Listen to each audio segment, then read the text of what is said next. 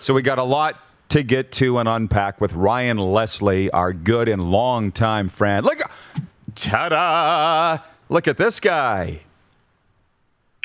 It's laundry day. How are you? How about that? How you doing, Les? How about that? How about that? Yeah, I love it. I was pretty impressed when this showed up. Thank you, gentlemen. I wear it proudly whenever I can steal it away from my daughter. So thanks. Oh, I appreciate it. But don't wear it around downtown Calgary, Ryan, because I'm afraid they'll be using you for target practice. By the way, Dale Berazuk writes in, he says, good afternoon. The draft was horrible. My son and I watched, and then we stopped. Camping wins. We love your show. Hell of a job. Talk next week. Be safe. So he's out camping. What did you think of the Kraken expansion draft telecast last night? Obviously, it had to have some showmanship. It wasn't bad. I'll say that they did a pretty good job. I was just kind of more fascinated by the process and how it all went. But Roddy, I mean, that's a tough one to pull off and make everybody happy, make everybody feel comfortable. Hey, I'm sorry, I got the dog barking here, but we'll take it. And it was an exciting day. I was looking forward to it. Obviously, all the news, most of it anyhow, broke early. But just the idea that we've got to look and feel for how it's going to go. The broadcast, I thought, was fine. Yeah, it can't please everybody. No kidding, right? Well, everybody likes to criticize. I enjoyed it. Yeah, the picks was the spoiler, of course. But how do you feel, before I get to Giordano, how do you feel about the team overall?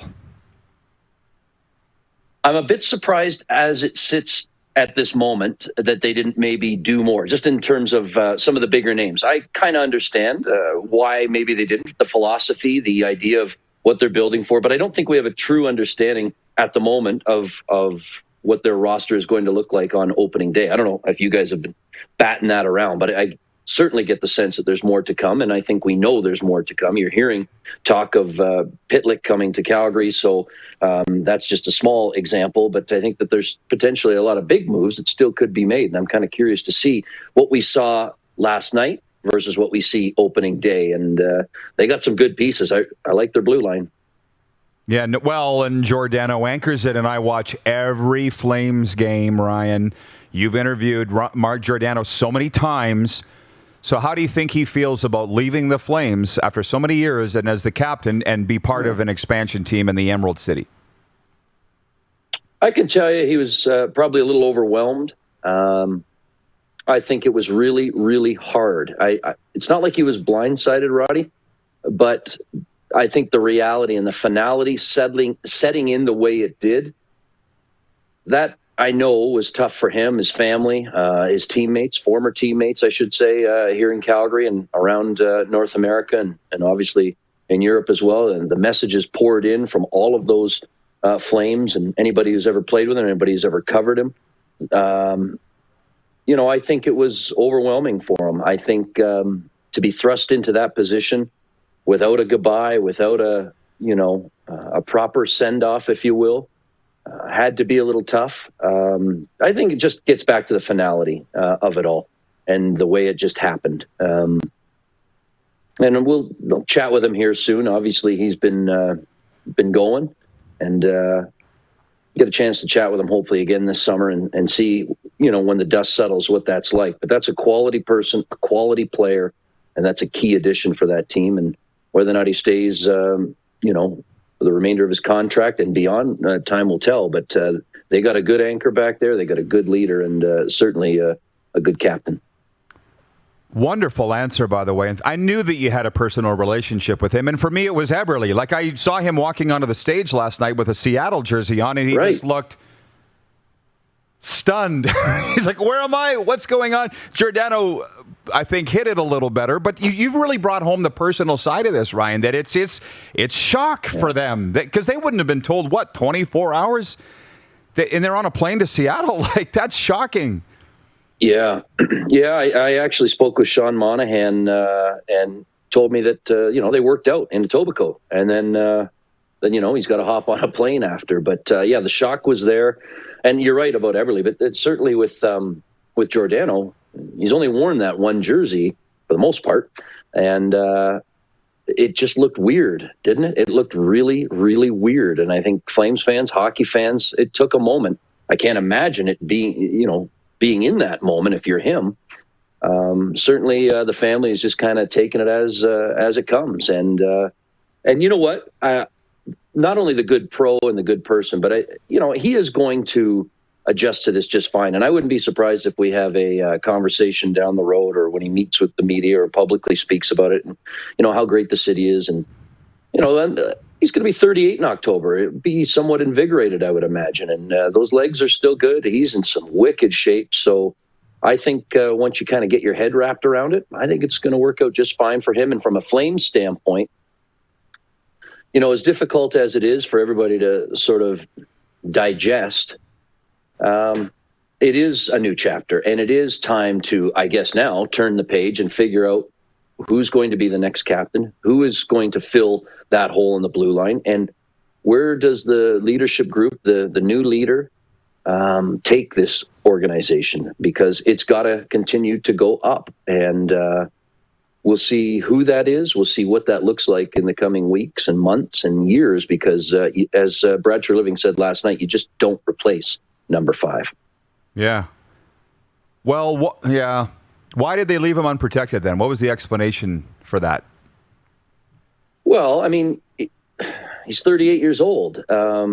You've got to keep some key pieces. I get it. It was purely business. And those two, Treliving and Giordano, had a lot of dialogue on this over the last little while. I would say maybe even a year, about this potential. And Mark said, I believe as recently as yesterday, that he told Treliving that he understood it, and that, hey, you got to do what you got to do. And Roddy, you and your audience know this is pro sports, and you've got to make tough decisions. You're allowed that sort of mourning period, if you will.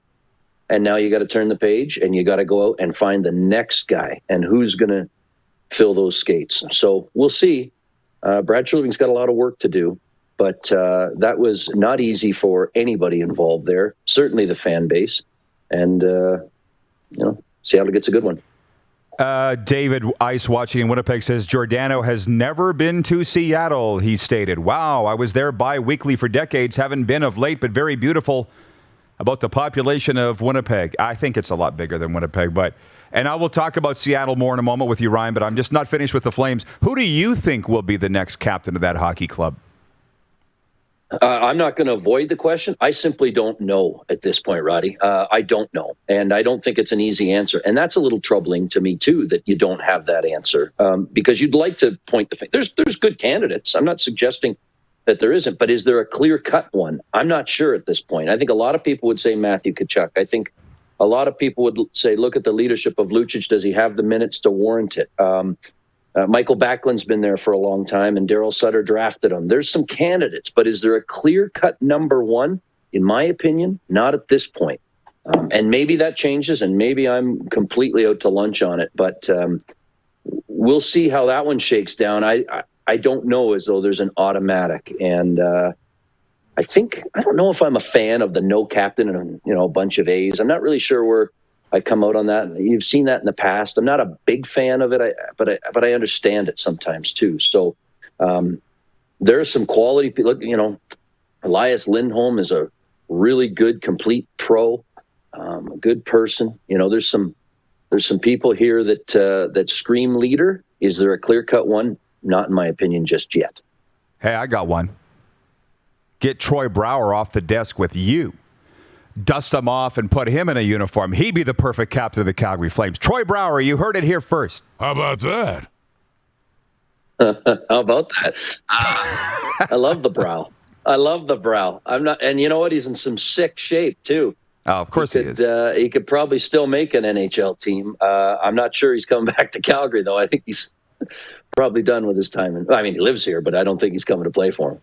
Yeah, I gotcha. Well, his wife's from my hometown, Carmen, from Milestone, Saskatchewan. Bring that up to him next time you see him. Seattle is a hockey market. I can't get enough talking about it. I've been there many times. I've been in some scrapes in that facility with fans throwing stuff at the team. Hey?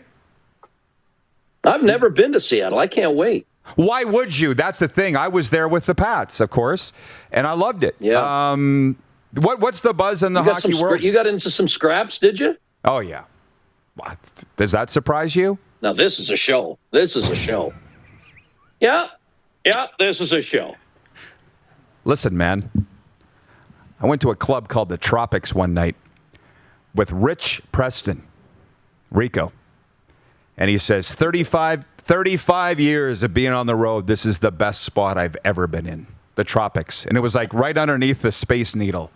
It was amazing. Our trainer got thrown out that night, and I'll stop there. I'm not going to name him. Just a great town. As another trainer texted me last night, I read it to you, Darren. He goes, it's our kind of town.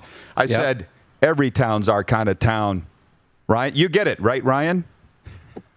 Look at him. I don't know. It's just a couple of passages from the Bible, lights out for me on the road, and good, clean living. I know. I've seen it firsthand. How about that? Well, you actually, you know the trainer that wrote me last night, by the way. He goes, we should do it again, and this time we might remember some of it. Anyways. Glory days. Yeah. Glory days. Yeah. What's the buzz about Seattle's hockey market from your people? Well, I think in this market, and you say our people, I think it's just more fascination. It's obviously a division, a rival. I think there's a curiosity. Anybody who's been to the city swears by it, much like yourself. And now it was about curiosity as to the team. The city, I think, and from what I hear, and I was talking to Milan Lucic yesterday as well, and he was just talking about how he played there in junior when it was the Key. Am I going to get this wrong? Is it the Key Center? Key Arena. Yeah. Well, now it's Climate Change Arena. Yeah.